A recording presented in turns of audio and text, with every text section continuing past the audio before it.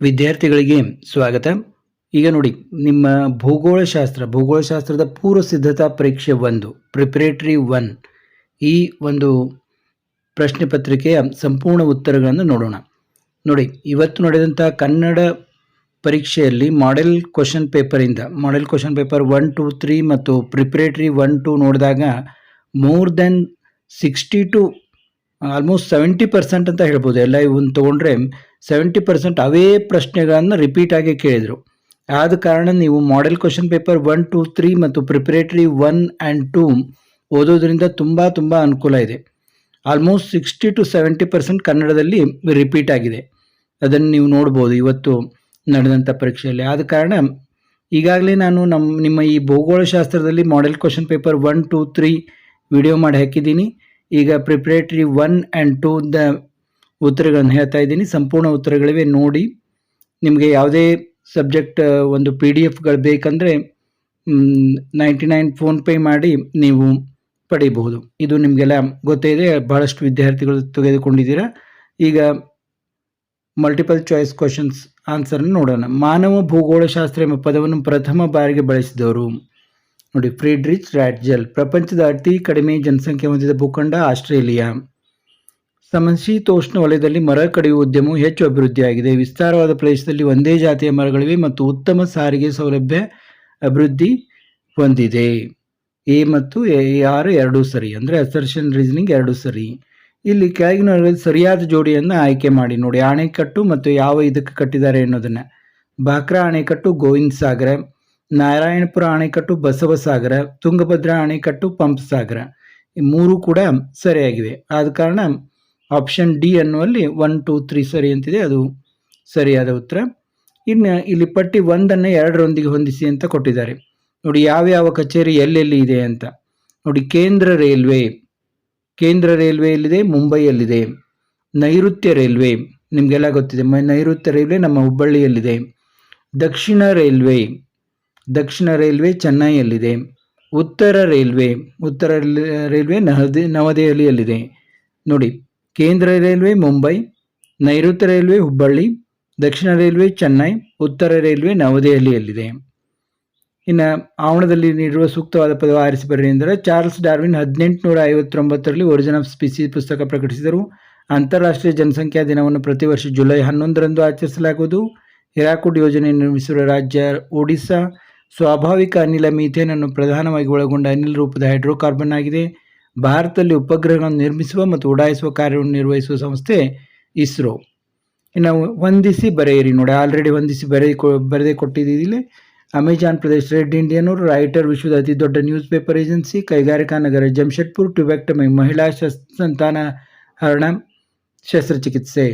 ಅದೇ ನಿಮಗೆ ಪುರುಷರದ್ದು ಕೇಳಿದ್ರೆ ವ್ಯಾಸೆಕ್ಟಮಿ ಅಂತ ಹೇಳಬೇಕು. ಟ್ಯುಬೆಕ್ಟಮಿ ಮಹಿಳಾ ಸಂತಾನಹರಣ, ವ್ಯಾಸೆಕ್ಟಮಿ ಪುರುಷ ಸಂತಾನಹರಣ ಶಸ್ತ್ರಚಿಕಿತ್ಸೆ. ಕೂಳೆ ಬೇಸಾಯ, ಕಬ್ಬು ಬೆಳೆ ನೋಡಿ. ಮಾನವ ಭೂಗೋಳಶಾಸ್ತ್ರ ಯಾವುದಾದ್ರೂ ಒಂದು ವ್ಯಾಖ್ಯೆ ಬರೆಯಿರಿ.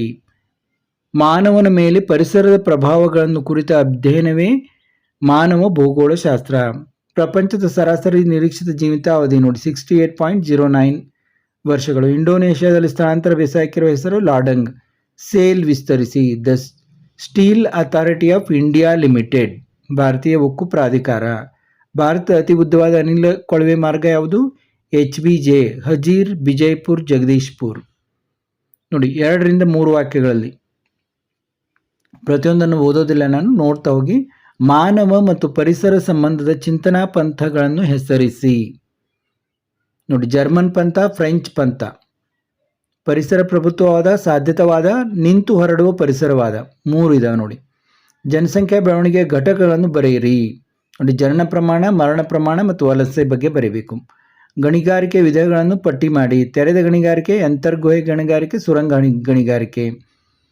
ನಗರ ಮತ್ತು ಗ್ರಾಮೀಣ ವಸತಿಗಳನ್ನು ಅರ್ಥೈಸಿ ನೋಡಿ. ಶಿಕ್ಷಣ, ಕೈಗಾರಿಕೆ ಹಾಗೂ ಸಾಮಾಜಿಕ ಸಾಂಸ್ಕೃತಿಕ ಚಟುವಟಿಕೆ ಮುಂತಾದ ಕಾರ್ಯಗಳ ಕೇಂದ್ರವಾಗಿರುವ ಪ್ರದೇಶಗಳಲ್ಲಿ ಸಾಮಾನ್ಯವಾಗಿ ಗಾತ್ರದಲ್ಲಿ ದೊಡ್ಡದಾಗಿರುವ ಇಲ್ಲಿನ ಜನರು ವಿವಿಧ ವ್ಯವಸಾಯೇತರ ಚಟುವಟಿಕೆಯಲ್ಲಿ ತೊಡಗಿಕೊಂಡಿರುವ ವಸತಿಗಳನ್ನು ನಗರ ವಸತಿಗಳೆಂದು ಕರೆಯುವರು. ಇಲ್ಲಿ ಏನಿರ್ತದೆ? ವ್ಯವಸಾಯೇತರ ಚಟುವಟಿಕೆ ಇರ್ತದೆ. ಗ್ರಾಮೀಣ ವಸತಿಯಲ್ಲಿ ಏನಿರ್ತದೆ?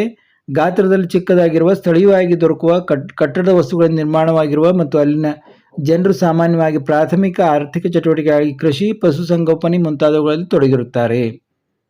ನೋಡಿ, ಗ್ರಾಮೀಣದಲ್ಲಿ ಕೃಷಿ, ಪಶುಸಂಗೋಪನೆ, ನಗರಗಳಲ್ಲಿ ವ್ಯವಸಾಯೇತರ ಚಟುವಟಿಕೆಗಳಲ್ಲಿ ತೊಡಗಿರ್ತಾರೆ.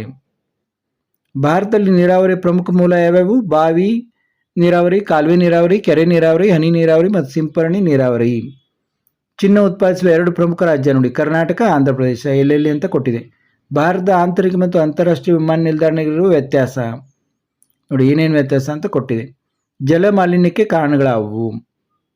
ಇನ್ನು ವಿಭಾಗ ಸಿ ಯಲ್ಲಿ ಕೆಳಗಿನ ಯಾವುದಾದ್ರೂ 7 ಪ್ರಶ್ನೆಗಳಿಗೆ 20 ರಿಂದ 25 ವಾಕ್ಯಗಳಲ್ಲಿ ಉತ್ತರಿಸಿ. ನೋಡಿ, ಪ್ರಶ್ನೆ ಅಷ್ಟೇ ಹೇಳ್ತೀನಿ, ಉತ್ತರ ನೋಡ್ತಾ ಹೋಗಿ.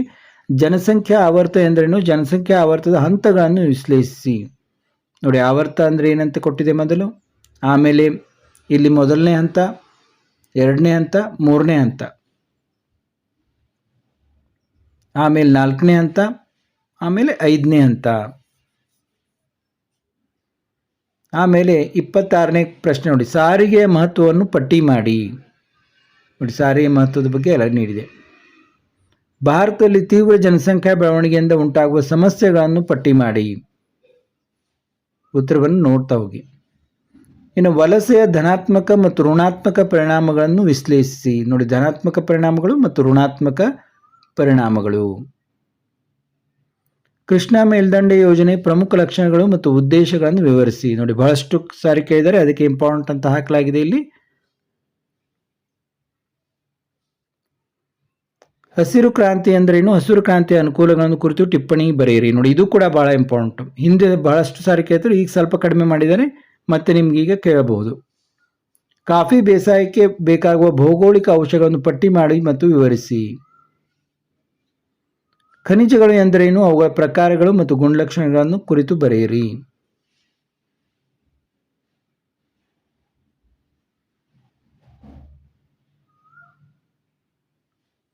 ಭಾರತದಲ್ಲಿ ಕಲ್ಲಿದ್ದಿನ ಪ್ರಾಮುಖ್ಯತೆ, ಹಂಚಿಕೆ ಮತ್ತು ಉತ್ಪಾದನೆಯನ್ನು ಕುರಿತು ಚರ್ಚಿಸಿ. ನೋಡಿ, ಎಲ್ಲೆಲ್ಲಿ ಉತ್ಪಾದನೆ ಆಗ್ತದೆ, ಎಲ್ಲೆಲ್ಲಿ ಹಂಚಿಕೆ ಇದೆ ಎಲ್ಲ ಕೊಟ್ಟಿದ್ದಾರೆ. ಕೈಗಾರಿಕೆಗಳ ಸ್ಥಾನೀಕರಣದ ಮೇಲೆ ಪ್ರಭಾವ ಬೀರುವ ಅಂಶಗಳನ್ನು ವಿಶ್ಲೇಷಿಸಿ. ನೋಡಿ, ಕಚ್ಚಾ ವಸ್ತುಗಳು, ಶಕ್ತಿ ಸಂಪನ್ಮೂಲಗಳು, ನೀರು ಪೂರೈಕೆ, ವಾಯುಗುಣ, ಕಾರ್ಮಿಕರು, ಮಾರುಕಟ್ಟೆ. ನೋಡಿ, ಇದು ಕೂಡ ತುಂಬ ಇಂಪಾರ್ಟೆಂಟ್, ಬಹಳಷ್ಟು ಸರಿ ಕೇಳಿದ್ದಾರೆ. ಬಂಡವಾಳ, ಸರ್ಕಾರದ ನೀತಿ, ಇತರೆ. ಭಾರತ ಕೈಗಾರಿಕೆಗಳ ಮೇಲೆ ಜಾಗತೀಕರಣದ ಪರಿಣಾಮಗಳನ್ನು ಪಟ್ಟಿ ಮಾಡಿ. ನೋಡಿ, 35ನೇ ಪ್ರಶ್ನೆ. ಅದರಲ್ಲಿ ಸಕಾರಾತ್ಮಕ ಪರಿಣಾಮಗಳು ಬರ್ತವೆ ಮತ್ತು ನಕಾರಾತ್ಮಕ ಪರಿಣಾಮಗಳು ಕೂಡ ಬರುತ್ತವೆ. ಇನ್ನು ಭಾರತದ ರಾಷ್ಟ್ರೀಯ ಹೆದ್ದಾರಿಗಳನ್ನು ಕುರಿತು ವಿವರಿಸಿ. ಸುಸ್ಥಿರ ಅಭಿವೃದ್ಧಿಯ ಪರಿಕಲ್ಪನೆ ಕುರಿತು ವಿವರಿಸಿರಿ.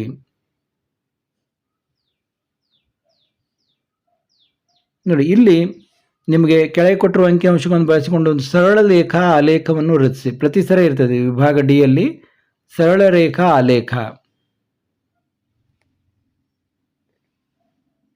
ಮತ್ತೆ ಒಂದು ಪ್ರಶ್ನೆಯನ್ನು ಕೇಳಿರ್ತಾರೆ, ಯಾವುದಾದ್ರೂ ಒಂದು ಪ್ರಶ್ನೆಗೆ ಅಂತ ಇರ್ತದೆ ಇಲ್ಲಿ. ದೂರ ಸಂವೇದಿ ತಂತ್ರಜ್ಞಾನದ ಮಹತ್ವವನ್ನು ಕುರಿತು ವಿವರವಾಗಿ ಬರೆಯಿರಿ. ಇನ್ನು ಕೆಳಗಿನ ಅಂಶಗಳನ್ನು ಉಪಯೋಗಿಸಿಕೊಂಡು ವೃತ್ತಾಲೇಖವನ್ನು ರಚಿಸಿ ಅಂತ ಕೇಳಿರ್ತಾರೆ. ಇಲ್ಲಿ ಪರ್ಸೆಂಟೇಜ್ ತಗೊಂಡು ನೀವು ಈ ರೀತಿ ವೃತ್ತಾಲೇಖವನ್ನು ರಚಿಸಬೇಕು. ನೋಡಿ, ಇಲ್ಲಿ ಈ ರೀತಿ ನಿಮಗೆ ಪರ್ಸೆಂಟೇಜನ್ನು ತಗೋಬೇಕು ನೀವು ಕೊಟ್ಟಿರುವಂತಹ ಒಂದು ಇದರಿಂದ. ನೋಡಿ, ಇಲ್ಲಿವರೆಗೆ ನಾವು ಪ್ರಶ್ನೆ ಪತ್ರಿಕೆಯನ್ನು ನೋಡಿದ್ವಿ. ವಿಭಾಗ ಡಿಯಲ್ಲಿ ಇದು ದೃಷ್ಟಿ ವಿಕಲಚೇತನ ವಿದ್ಯಾರ್ಥಿಗಳಿಗಿದೆ. ನಮ್ಮ ಮಾದರಿ ಪ್ರಶ್ನೆ ಪತ್ರಿಕೆ 1, 2, 3 ಉತ್ತರಗಳನ್ನು ಕೂಡ ನೋಡಿ. ಈಗ ಈ ಪ್ರಿಪ್ರೇಟರಿ 1 ಕೂಡ ನೋಡಿ ಮತ್ತು 2 ಕೂಡ ಹಾಕ್ತೇನೆ, ಪ್ರಿಪ್ರೇಟರಿ 2 ಅದನ್ನು ಕೂಡ ನೋಡಿ. ಮತ್ತೆ ಭೇಟಿಯಾಗೋಣ.